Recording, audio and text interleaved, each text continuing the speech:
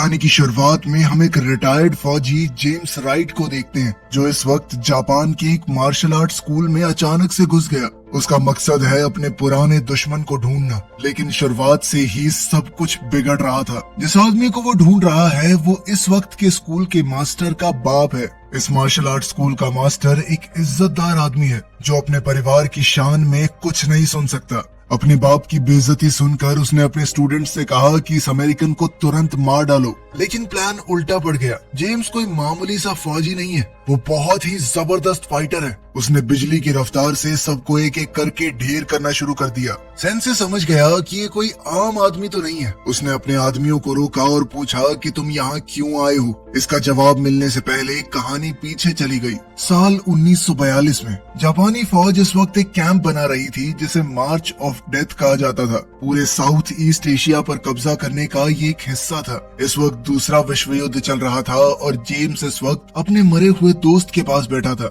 जिसका शरीर उसने खुद ही दफनाया था। अगली सुबह जापानी फौजी जंगल में दुश्मनों को ढूंढने लगे। जेम्स ने उनके पास ही छुपकर एक पत्थर फेंका उनका ध्यान भटकाने के लिए, और फिर अचानक से हमला कर दिया। एक फौजी को मार दिया और एक माइन उड़ा दी। कुछ पलों के लिए उसे लगा कि वो जीत रहा है, पर जंगल में जितनी उसने सोची थी उससे कहीं ज्यादा बड़ी फौज है। वो भागता हुआ पेड़ों के बीच से निकला, पर जल्दी ही पकड़ा गया। कमांडर ने कहा कि इसे मारो मत, जिंदा पकड़ो, इसे कैंप ले चलो। गेट से घुसते ही सबका ध्यान उस पर चला गया। कर्नल तुरंत समझ गया कि ये कोई आम बंदा नहीं है, ये ब्रिटिश एयरफोर्स का कमांडर रह चुका है। कैंप में बंद फौजियों के अंदर एक बड़े अफसर को देखकर हौसला न आ जाए, इसलिए कर्नल ने कहा कि इसे चुपके से मार दो। पहले तो लगा कि जेम्स हार मान गया, पर जैसे ही तलवार चली वो बच गया। अपनी जबरदस्त लड़ने की तकनीक से उसने 3 गार्ड्स को मार दिया और फिर जंगल की तरफ भाग गया। जल्द ही उसे एक क्रैश हुए प्लेन का कबाड़ मिला, लेकिन वो वहाँ भी ज्यादा देर तक छुप नहीं पाया।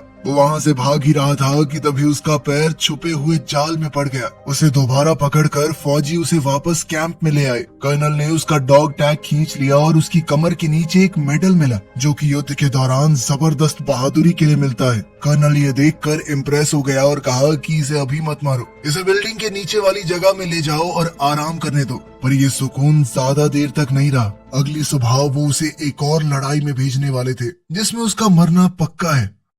रात में एक गार्ड ने कहा कि इसे सोते हुए मार देते हैं, लेकिन कर्नल ने मना कर दिया। वो चाहता था कि ये पूरा कैंप देखे कि उसका हुक्म ना मानने का अंजाम क्या होता है। जेम्स एक छोटे से सेल के अंदर बंद था, जहाँ उसे कुछ और बंदी मिले। उनमें ज्यादातर अमेरिकन थे। उनमें से एक ने अपना नाम गैब्रियल बताया। उन्होंने पूछा कि ब्रिटिश आर्मी यहाँ आएगी हमें बचाने, लेकिन जेम्स इस पर चुप रहा। उन्होंने सुना था कि पहले यहाँ पर वियतनामी कैदी भी थे, लेकिन आर्मी के वहाँ पहुँचने से पहले सबको मार दिया गया। जेम्स ने याद किया कि जब उनका स्क्वाड वहां पहुंचा तो उनका जहाज दुश्मन की भारी गोलीबारी की वजह से क्रैश हो गया, लेकिन इस सब में वो बच गया। कुछ देर बाद जेम्स ने बताया कि इस एरिया में तैनात सारे पायलट मारे जा चुके हैं, मतलब अब कोई रेस्क्यू नहीं हो सकता। इस जापानी जेल के अंदर रूल बहुत सख्त हैं। फिर भी उसने सोच लिया कि यूं हार तो नहीं मानूंगा। उसने फैसला लिया कि वो दोबारा से यहाँ से भागने की कोशिश करेगा, पर बाकी कैदियों ने कहा कि सोचना भी मत, सब बेकार है। ये कैंप एक आइलैंड पर बना हुआ है, हर तरफ वॉच टावर और पहरा देने वाले लोग हैं। जो भी कभी यहाँ से भागता है वो पकड़ा जाता है। ये कैंप सबसे मजबूत और खतरनाक कैदियों को तोड़ने के लिए बनाया गया है। हम सबसे मजदूरी करवाई जाती है ताकि इस कैंप की दीवारों को और मजबूत बनाया जाए।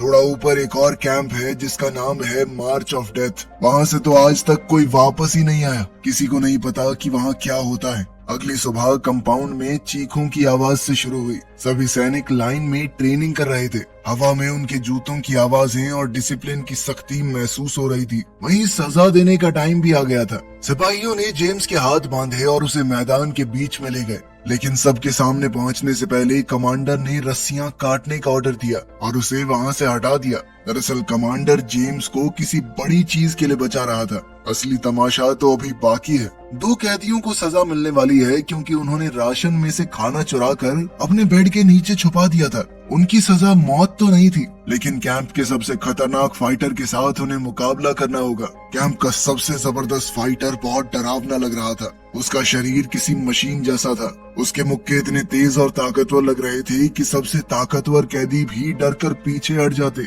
यह नजारा सबके दिलों में खौफ भरने के लिए था कि जापानी फौज से चोरी करने का क्या हश्र होता है। मैच के बाद सब लोग अब जेम्स की मौत का इंतजार कर रहे थे। ऐसे खतरनाक खिलाड़ी के सामने जेम्स के बचने का कोई चांस नहीं लग रहा था किसी को। लेकिन कुछ ही सेकंडों में जेम्स ने उस बड़े और खतरनाक फाइटर को सिर्फ 2 हमले करके गिरा दिया। कर्नल कुछ भी नहीं बोला, वो चुपचाप अपने टेंट में चला गया। टेंट में उससे एक सिपाही बात करने लगा कि सर जेम्स को जिंदा नहीं रखना चाहिए, ऐसे आदमी को तो अपनी आखिरी सांस तक टॉर्चर करना चाहिए। लेकिन कर्नल कुछ अलग सोच रहा था। उसकी आंखों में दुश्मन की ताकत के लिए थोड़ी इज्जत तो थी, लेकिन उसने वादा किया कि जेम्स का समय भी जल्द ही आएगा। बाद में जेम्स की मुलाकात कैप्टन कॉलिंस से हुई। कॉलिंस उसका लड़ने का तरीका देखकर हैरान हो गया। जब सब जश्न मनाने के लिए ड्रिंक्स लेने लगे तो दाढ़ी वाला कैदी अपनी बनाई हुई शराब लाया, जो इतनी तेज थी कि गले को आग की तरह जला रही थी। लेकिन मूड हल्का होने से पहले ही जापानी फौजी वहां आ गए। उन्होंने जेम्स को कर्नल के टेंट में बुलाया। टेंट के अंदर एक जवान नर्स सामान रख रही थी। जेम्स और नर्स ने एक पल के लिए एक दूसरे को देखा।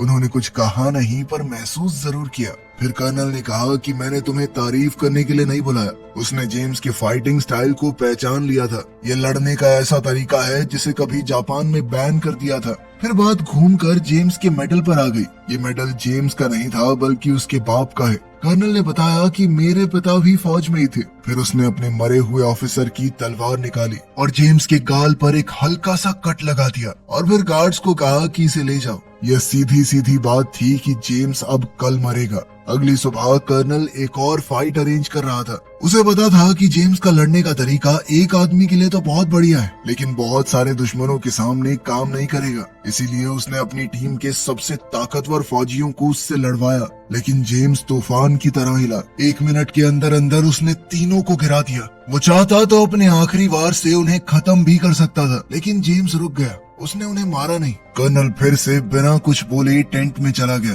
बाद में जब जेम्स के साथ ही उन जापानी फौजियों का मजाक उड़ा रहे थे, तो जेम्स ने कहा कि वो फौजी कोई डरपोक नहीं थे, वो बस अपने कमांडर के ऑर्डर्स फॉलो कर रहे थे, बिल्कुल हमारी तरह। उसकी ये बात सुनकर सब चुप हो गए। कुछ देर बाद कैंप में गोली चलने की आवाज गूंज उठी। कर्नल ने तीनों हारे हुए फाइटर्स को मरवा दिया था। वो सबको दिखाना चाहता था कि यहाँ दया की कोई जगह नहीं है। गैब्रियल और कॉलिंस के घाव बढ़ रहे थे। जल्दी ही उन्हें उस कैंप में भेजा जाएगा जहाँ से कोई वापस नहीं आता। समय कम था तो जेम्स ने एक खतरनाक प्लान बनाया। उसने वॉच टावर के ऊपर रेडियो देखा था। अगर वो रेडियो तक पहुंच गया तो वो किनारे से ब्रिटिश फोर्सेस को सिग्नल दे सकता है। उस सिग्नल के मिलते ही ब्रिटिश फौज उन्हें बचाने जरूर आएगी। तो प्लान बनाया गया कि अगली काम की शिफ्ट में कैदी शोर शराबा मचाएंगे। चीख पुकार होने लगी। सभी गार्ड दौड़कर वहां आए। टावर वाला सिपाही भी नीचे उतर आया। जेम्स टावर की तरफ दौड़ा और ऊपर चढ़ गया। उसने रेडियो तोड़कर निकाल लिया और सैंड बैग्स के पीछे छुप गया। जैसे ही वो निकलने लगा तो नर्स ने उसे देख लिया। कुछ देर बाद एक सिपाही नर्स के ऊपर डोरे डालने लगा, जिस पर नर्स ने उसे मना किया कि मैं ये सब नहीं चाहती। जिसके बाद उसने नर्स को जोरदार थप्पड़ मारा। लेकिन काफी पूछताछ के बाद भी नर्स ने जेम्स के बारे में कुछ नहीं बताया। अपने सोने की जगह पर वापस आकर जेम्स ने रेडियो छुपा दिया। सबने फैसला किया कि अभी सिग्नल नहीं भेजना, सिर्फ सुनना है। शायद उन्हें ब्रिटिश या अमेरिकन सिग्नल मिल जाए। लेकिन अगली सुबह खतरा उनके दरवाजे पर पहुंच गया। कर्नल ने एक इमरजेंसी मीटिंग बुलाई। वो पता लगाना चाहता था कि किसने भागने की कोशिश की है। जेम्स ने कैदी को बेहद घबराता हुआ देखा और रात को बड़े प्यार से उससे बात की। उस कैदी ने बताया कि बॉर्डर के बिल्कुल कोने पे एक छोटी सी जगह है, वहाँ पे मैंने एक खुफिया होल बना रखा है। मैं धीरे धीरे उसे बड़ा कर रहा था ताकि निकल जाऊं यहाँ से। अब तो जेम्स ने भागने का फैसला कर लिया। रात को उसने अपना बेड ऐसे बना दिया कि कोई मुंह ढक के सो रहा है और चुपचाप निकल गया वहाँ से। दाढ़ी वाले उस फौजी ने भी उसकी मदद की। कई महीनों बाद उसने कैंप की दहलीज के बाहर कदम रखा। उसी वक्त एक गार्ड इंस्पेक्शन करने आया और देखा कि जेम्स गायब है। लेकिन दाढ़ी वाले आदमी की आंखों में देखकर वो कुछ नहीं बोला और चला गया। जंगल से होते हुए जेम्स किनारे तक पहुंच गया। अब रेडियो के अंदर उसे अचानक से अमेरिकन सेना का खुफिया कोड सुनाई दिया। मतलब कि अमेरिकन फौज आसपास ही है, शायद हमला करने की तैयारी में। वहीं उसे वो क्रैश हुआ प्लेन भी मिल गया जो उसने पहले देखा था। प्लेन के पास एक मेटल हुक भी पड़ा था, जिसे देखकर जेम्स के दिमाग में एक नया आइडिया आया। फिर जेम्स चुपके से उसी जगह से होते हुए अपने कमरे में वापस चला गया। अगली सुबह जेम्स ने अपने सभी साथियों को बुलाया और बताया कि उसने क्या देखा। रेडियो पर जो आवाजें आई थी वो नवाजो भाषा में थी, जिसे सिर्फ अमेरिकन फौज इस्तेमाल करती है। इसका मतलब कि अमेरिकी फौजी पास ही हैं। जेम्स ने उन्हें एक और चीज बताई, जंगल में उसे एक ग्लाइडर जैसा साफ सुथरा हवाई जहाज मिला है। अगर वो किसी गुजरते हुए प्लेन से ग्लाइडर को जोड़ पाए तो वो हवा में उड़कर उन्हें सुरक्षित ले जा सकता है। ये प्लान पागलपन जैसा लग रहा था, लेकिन उनके पास खोने को क्या ही था। उन्हें ये छोटी सी उम्मीद भी मंजूर थी। सब लोग खतरा होने के बावजूद मदद करने के लिए तैयार हो गए, पर उनकी उम्मीद ज्यादा देर तक नहीं टिकी। सिपाही आ गए और जेम्स को कर्नल के सामने ले जाया गया। कर्नल ने खुद भी नवाजो लैंग्वेज को सुन लिया था और वो चाहता था कि जेम्स उनके लिए इसे ट्रांसलेट करे, पर जेम्स ने बताया कि ये अमेरिकन फौज इस्तेमाल करती है, मैं ब्रिटेन से हूँ, और अगर पता होता भी तो मैं अपने साथियों को धोखा नहीं देता। इस बात से कर्नल गुस्सा हो गया। उसने सिपाहियों से कहा कि जेम्स को बांधकर पीटते रहो जब तक वो घुटनों पर न गिर जाए। हर एक डंडा जोर से लगना चाहिए। अब टेंट में दर्द की आवाजें गूंजने लगी। जब जेम्स गिर गया तो गार्ड्स उसकी रस्सी काट कर उसे मुक्कों से मारने ही वाले थे कि तभी जेम्स ने अपना असली प्लान शुरू कर दिया। उसने अपनी बची हुई ताकत से एक गार्ड को मारकर नीचे गिरा दिया, बिल्कुल कर्नल के सामने। कर्नल ईटो के सिपाही कैसे एक अकेले आदमी के सामने हार गए, ये कर्नल को बहुत बड़ी बेइज्जती लगी। गुस्से में आकर वो कैंप के बीच में गया और कुछ वर्कर्स को वहीं मार दिया। उसने कहा कि अब बाकी लोग मौत से भी बुरी जिंदगी जिएंगे। इतना दर्द सहने से जेम्स बेहोश हो गया। 2 दिन बाद जब उसे होश आया तो वो दवा खाने में पड़ा था। कर्नल ने ऑर्डर दिए थे कि उसे जिंदा रखो। उसके जख्मों का इलाज वही जवान नर्स कर रही थी, जिसका नाम है टेरेसा। वो 3 महीने से कैंप में काम कर रही थी, खुद भी बाकी कैदियों की तरह फंसी हुई थी। जेम्स उससे कुछ पूछने ही वाला था कि तभी एक सिपाही वहां आ गया और दोनों को अलग कर दिया। रात को जेम्स बेड पर अकेला पड़ा रहा। अचानक गोलियां चलने की आवाजें आई। उसने आंखें खोली तो एक चाकू उसके मुंह के पास चमक रहा था। कर्नल ईटो एक और आदमी को सबके सामने मार रहा था, सबको और डराने के लिए। ये एक बेहद दर्दनाक मंजर था, पर इस दौरान जेम्स को समझ आ गया कि कर्नल का असली इरादा क्या है। ईटो जेम्स को चुपके से मारना नहीं चाहता। हर एक मुकाबला, हर एक लड़ाई एक मौका है ताकि वो जेम्स को एक बराबरी की लड़ाई में मारे, बिल्कुल उसी तरह जैसे उसके टीचर ने उसे सिखाया था। जेम्स थोड़ा थका हुआ था, पर उसके हौसले बुलंद थे। उसने कहा कि अगर ये तुम्हारे बेस्ट फाइटर थे तो मैं पक्का घर वापस जिंदा ही जाऊंगा। कर्नल के चेहरे पर शिकन तक नहीं आई। उसने वार्निंग दी कि अगर जापान हारा तो कैंप का एक भी आदमी जिंदा नहीं बचेगा। इसके बाद जेम्स अपने साथियों के पास लौट आया। उसके दोस्तों ने बताया कि सुबह अमेरिकन प्लेन्स आए थे। उन्होंने हजारों पर्चे गिराए हैं। इन पर्चों के अंदर जापानी फौजियों को वार्निंग थी कि अमेरिकन आर्मी उनकी हर चाल को देख रही है और कैदियों के साथ जो बुरा बर्ताव हो रहा है वो भी देखा जा रहा है। जैसे ही लड़ाई खत्म होगी तो इंसाफ किया जाएगा। लेकिन जेम्स को इस सब से कोई फर्क नहीं पड़ा। उसने बताया कि ईटो कभी सरेंडर नहीं करेगा। अगर जापान हार भी गया तो वो यहाँ मौजूद सबको मार देगा। सभी चुपचाप सुनते हुए सोच रहे थे कि कहीं वक्त ऐसे ही ना निकल जाए। रात के वक्त गैब्रियल जंगल में ग्लाइडर चेक करने गया। वापस आते हुए उसकी मुलाकात जेम्स से हो गई। उनके कमरे तक जाने वाला सीधा रास्ता बंद कर दिया गया था, तो वो दोनों छुपकर साइड से जाने लगे। लेकिन एक गार्ड ने उन्हें देख लिया। उसके साथ लड़ाई में उन्हें गार्ड को मारना पड़ा, वरना वो पकड़े जाते। आवाज सुनकर एक और अफसर आया। जेम्स ने उस आदमी को मारने की बजाय उसे छोड़ दिया। उस अफसर ने दोनों को चुपके से उनके कमरे तक वापस भेज दिया, लेकिन फिर जाकर गार्ड्स को बता दिया कि एक गार्ड का मर्डर हुआ है। ये सुनते ही सभी फौजी कैदियों के कमरे में घुस गए। कैंप में खामोशी फैल गई। कर्नल ने सुबह तक फैसला किया कि असल कातिल को खोजना ही पड़ेगा। अपने साथियों को बचाने के लिए जेम्स ने आगे आकर कहा कि मैंने मारा उसे। कर्नल ने इस बात का सबूत मांगा। उसने जेम्स से कहा कि तुम अपनी तकनीक को एक कैदी के ऊपर इस्तेमाल करो। लेकिन जब उस कैदी ने कहा कि मैं ये नौटंकी नहीं करने वाला, तो गार्ड्स ने सीधा उसके सर में गोली मार दी। फिर कैप्टन कॉलिंस को गार्ड के साथ मुकाबला करने के लिए भेजा गया। उसने भी सबको हरा दिया। सभी कैदियों को जानवरों की तरह उनके कमरे की तरफ धकेल दिया गया। जेम्स फिर से कर्नल के सामने खड़ा था। जेम्स ने उसे डरपोक बुलाया और कहा कि मुझसे मुकाबला कर, अगर हिम्मत है तो। कर्नल ने अपने सर से मारकर जेम्स को चोट पहुंचाई और उसे बाहर फेंकवा दिया। उसी रात जेम्स और गैब्रियल सच में भाग गए। जंगल से होते हुए वो किनारे की तरफ निकल पड़े ताकि अमेरिकी फौज से कांटेक्ट कर सके। वो मिलकर अलग अलग भाषाओं का इस्तेमाल करके बात कर रहे थे ताकि जापानी फौजियों को समझ में न आए। उनका प्लान बहुत सीधा था, एक सिग्नल भेजने के लिए रॉकेट चुराओ, उसे हवा में फायर करो ताकि प्लेन को उनकी लोकेशन का पता चल जाए। प्लेन से ग्लाइडर को जोड़ दिया जाए और ग्लाइडर के जरिए वो लोग आइलैंड से उड़ जाएं। यही था इकलौता तरीका वहाँ से बचकर निकलने का।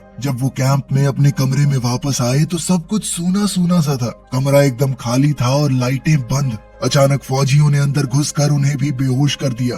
वो तब होश में आए जब एयरप्लेन्स ऊपर से गरज रहे थे। कैंप की नर्सों को आसमान की तरफ देखकर लगा कि शायद अमेरिकन सब आ गए हैं हमें बचाने के लिए। कुछ ही पल बाद पूरे कैंप में हंगामा शुरू हो गया। कैदियों को बांध दिया गया और पूरे टापू पर धमाकों की आवाज सुनाई देने लगी। अमेरिकी फौज ने हमला कर दिया था। इस जगह से अब कर्नल ईटो का कंट्रोल चला गया था। गुस्से में आकर उसने सामने दिखने वाले हर एक इंसान को मारना शुरू कर दिया, चाहे वो सिपाही हो या कैदी। गोलीबारी के बीच जेम्स समझ गया कि उन्हें रेडियो तक पहुंचना होगा और अमेरिकी सिपाहियों से दोबारा बात करनी पड़ेगी। लेकिन जब वो रेडियो तक पहुंचे वो पूरा टूट चुका था। अब उनकी अकेली उम्मीद थी टावर पर लगा हुआ ट्रांसमीटर। इस मौके पर नर्सेज ने हिम्मत दिखाई। उन्होंने गार्ड का ध्यान भटकाया, उनको पास बुलाया और फिर मार दिया। अब रास्ता साफ था। टावर के ऊपर गैब्रियल ने तुरंत इमरजेंसी सिग्नल भेजा। नीचे पूरे कैंप में पागलपन सा छा गया था। जापानी फौजी भागने की कोशिश कर रहे कैदियों पर गोली चलाने लगे। जेम्स ये सब चुपचाप नहीं देख सकता था। उसने भी एक राइफल पकड़ ली और गोली चलाने लगा। इससे कुछ गार्ड्स मर गए और बाकी कैदियों को भी हिम्मत मिल गई। धीरे धीरे कैंप में बहुत बड़ी बगावत हुई। कैदियों को जो मिला वो उससे लड़ने लगे। लड़ाई के बीच में कैप्टन कॉलिंस एक ऐसे अफसर के आगे आ गया जो शुरू से उसे परेशान करता था। लड़ाई बहुत तेज हो गई पर ज्यादा देर नहीं चली। कॉलिंस जीत ही रहा था, लेकिन तभी पीछे से किसी ने उसे गोली मार दी और वो वहीं गिर पड़ा। अपने दोस्त को यूं गिरते हुए देखकर जेम्स और गुस्से में आ गया। वो सीधा कर्नल के टेंट में घुस गया जहां कर्नल ईटो तलवार लेकर खड़ा था। दोनों के बीच अब एक जबरदस्त लड़ाई छिड़ गई। आखिर में ईटो गिर पड़ा और जेम्स खड़ा रहा, बहुत थका हुआ, खून से भरा शरीर लिए, लेकिन अब वो जीत चुका था। गैब्रियल जेम्स को खींचकर बाहर ले गया। जहाज ऊपर घूम रहे थे और वक्त बहुत कम। वो दोनों वहां से भागने लगे। एक फौजी ने राइफल उठाई उन दोनों को पीछे से गोली मारने के लिए, लेकिन कर्नल ईटो ने उस फौजी की बंदूक को अपनी तलवार से हटा दिया। उसने उन दोनों को जाने दिया। ये जीतने वाले की तरफ इज्जत दिखाने का उसका तरीका था। जेम्स और गैब्रियल जंगल से भागते हुए ग्लाइडर तक पहुंच गए। ऊपर मंडरा रहे अमेरिकी प्लेन्स ने अपना आखिरी हमला शुरू कर दिया। इतने में जापानी फौजी पेड़ों के बीच से निकले हमला करने के लिए, लेकिन प्लेन्स ने गोलियां चलानी शुरू कर दी। सारे जापानी फौजी वहीं मारे गए। अच्छे बुरे सभी खत्म हो गए। इस धुएं और लड़ाई के बीच में जेम्स ने टो करने वाली केबल उठाई और ग्लाइडर पर लगा दी। एक अमेरिकी जहाज पास से निकला और केबल पकड़ ली, जिसके बाद ग्लाइडर हवा में उड़ गया। आइलैंड धीरे धीरे नीचे छोटा होता गया। दोनों ने कसम खाई कि एक दिन वापस आएंगे और बाकी लोगों को भी बचाकर ले जाएंगे यहाँ से। सालों बाद यही कसम जेम्स को जापान के उस छोटे मार्शल आर्ट स्कूल तक ले आई थी। वो उस आदमी को ढूंढने आया था जिसने कर्नल ईटो को सिखाया था। वहाँ के नए मास्टर ने अपने स्टूडेंट्स को भेज दिया और जेम्स की बात ध्यान से सुनने लगा। मास्टर ने बताया कि मेरे पिता और पुराने गुरु 1 साल पहले मर गए। मरने से पहले उन्होंने बताया था कि एक दिन एक फिरंगी आएगा, एक आदमी जो उस तकनीक से लड़ता है जिसे सालों पहले बैन कर दिया गया था। मास्टर ने जेम्स से कहा कि तुम अपनी तकनीक दिखाओ। जेम्स थोड़ा शांत हुआ और कुछ घातक मूव्स दिखाए, लेकिन वार नहीं किया। मास्टर समझ गया कि यही वो इंसान है जिसकी बात की गई थी। फिर उसने एक छोटा सा लकड़ी का डब्बा निकाला। उसके अंदर जेम्स के पिता का वो मेडल और एक डॉग टैग था। 2 ऐसे योद्धा जो शायद किसी और समय में एक दूसरे के दुश्मन होते, लेकिन अब शांति में एक साथ खड़े हैं। वीडियो पसंद आई तो लाइक कर देना, चैनल को सब्सक्राइब कर लेना। मिलते हैं अगली वीडियो में।